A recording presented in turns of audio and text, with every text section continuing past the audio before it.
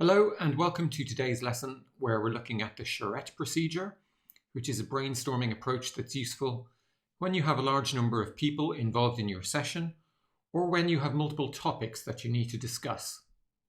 Now, have you ever tried to run a brainstorming session with more than maybe 15 people present, or where you've had to brainstorm multiple ideas? If so, you'll have realized that simple brainstorming has its limitations. These sessions can quickly spin out of control and become unproductive, and larger meetings also tend to be dominated by just a few individuals, which means not everyone gets the chance to contribute equally. Now, the brainstorming process is obviously a simple one. You gather a group of people together to generate ideas on a single goal or topic, but unfortunately, the simplicity of brainstorming is also its downfall, as there are many situations where it just doesn't work that well. And this is where the charette procedure comes in.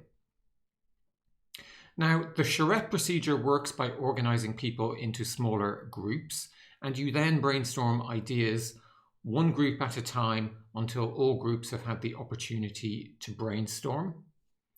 Now, you use the output from each group session as input to the next group session discussing that same topic. So using the charette procedure means that each group has the opportunity to build upon the ideas of the previous group. The topic under discussion moves from one group to another group until all groups have had the opportunity to discuss it. Now, once all groups have discussed the topic, the final ideas are collected, analysed, and prioritised. Now, if you have more than one topic you want to discuss, then once the first group has finished discussing the first topic, they can begin to discuss topic 2.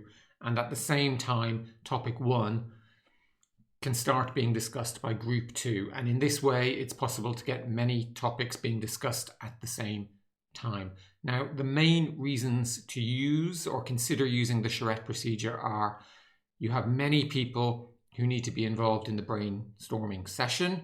You have more than one topic that you want to brainstorm. You have limited time to discuss each topic, or you want to deliberately limit the time available to discuss each topic to keep the discussion focused and moving forward. Or finally, you want to ensure that everyone present gets the best opportunity to contribute to the discussion. So the charette procedure allows everyone to participate in brainstorming a topic without compromising on the quality or effectiveness of the session. So how do you run a charette procedure brainstorming session in practice?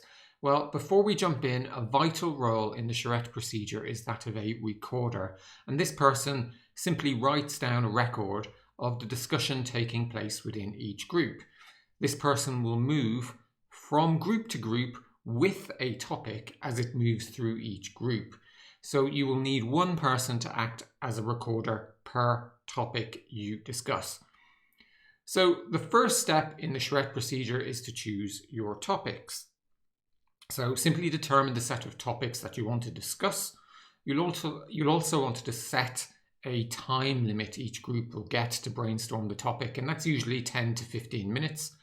Step 2 is to choose your groups. So create smaller groups from your larger group. Now, typically 5 people plus a recorder is ideal. And when you're thinking about who should be in which group, you might consider putting people from different departments or different levels of experience in the same group. And that's frequently more creative than having very similar people in the same group. Step 3 is to assign topics. So you simply assign a topic to each of your groups. Step 4 is to do the actual brainstorming. And in this step, each group brainstorms their topic, and the recorder will keep a record of the discussion.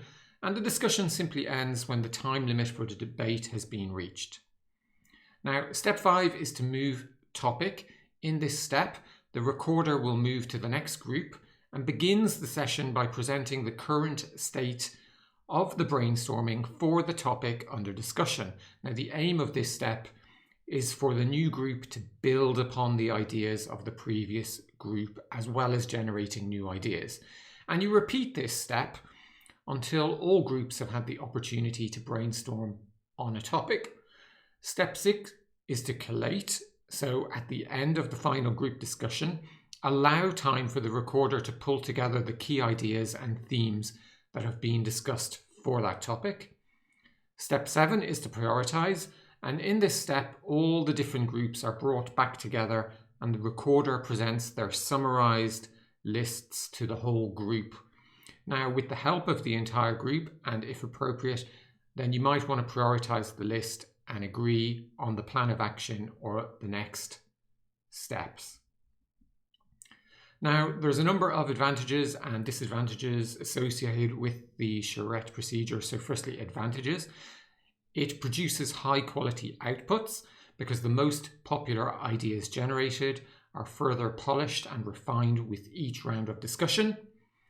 Secondly, when a large group discusses an idea, it's very easy for the discussion to fall or stall, and the charette process helps prevent this problem. And thirdly, by breaking into small groups, you give everyone the opportunity to contribute. Now, it does have some disadvantages. So firstly, you may end up with groups of people sitting around with nothing to do while they wait for a topic to reach their group for discussion. And secondly, after some significant progress during the charette round or the charette procedure, the discussion may once again stall once you reconvene everyone to prioritize the ideas. So in summary, the charette procedure is a useful process to follow when you have several topics you want to brainstorm and a lot of people you want to involve in the process. By breaking into small groups, it allows you to avoid some of the pitfalls of large group brainstorming sessions, and it's highly likely your team will thank you for using this approach too, as it allows every one of them to contribute to the discussion on each topic.